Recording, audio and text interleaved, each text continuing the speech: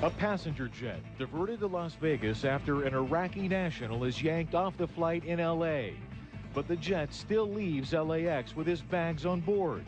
Now many wonder if he was probing our post-9/11 airport security for a weakness. That suspect has not been linked to any terrorist threat, but tonight, Contact 13 Chief Investigator Glenn Meek talks with current and former federal agents who say probing happens a lot more often than the government lets on. 35-year-old Fadel al-Maliki was being held on immigration charges after an airport screening in Los Angeles revealed al-Maliki had a metal object hidden in a body cavity. While al-Maliki has not been charged with a terrorist act, his actions are reminiscent of a real security threat that federal air marshals call probing. Well, the purpose of the probe is to find out how your adversaries are going to respond to your actions. This federal air marshal, whose identity we are protecting, says he's seen people deliberately acting suspicious on airliners to see how far they can push the envelope. How often did you personally see these types of probes occur?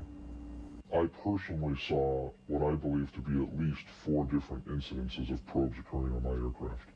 And I was on a flight, Northwest Flight 327, which many federal agents believe was a dry run for a future terrorist attack. Annie Jacobson wrote a book based on her frightening flight called Terror in the Skies.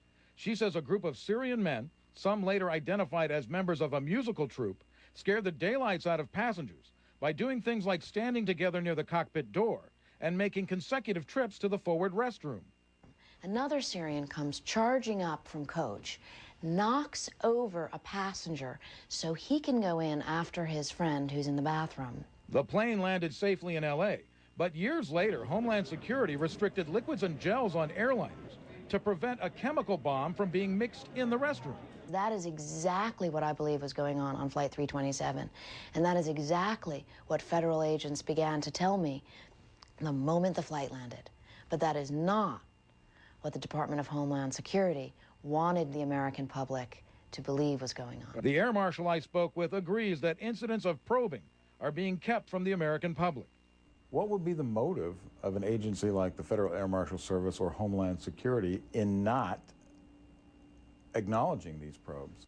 If the Federal Air Marshal Service acknowledged that these probes were occurring, they would also have to acknowledge that they are not succeeding at their jobs. From the get-go, the Department of Homeland Security has never faced the facts about dry runs and probes in America. Jacobson says it's important for the public to know about these things because passengers act as extra sets of eyes for air crews and air marshals in spotting suspicious activity. The TSA and Federal Air Marshal Service sent me a statement saying they are alert to any potential danger affecting aviation security. The statement says in part, as the aftermath of last summer's UK bomb plot demonstrated, when Transportation Security Administration is aware of a verifiable threat, it acts to stop that threat and to inform the public of what measures travelers need to take. Now, last year, the Air Marshal Service stated in a report to Congress that it could not substantiate that probing had occurred, but it also could not rule out that possibility. I'm Glenn Meek, Channel 13 Action News.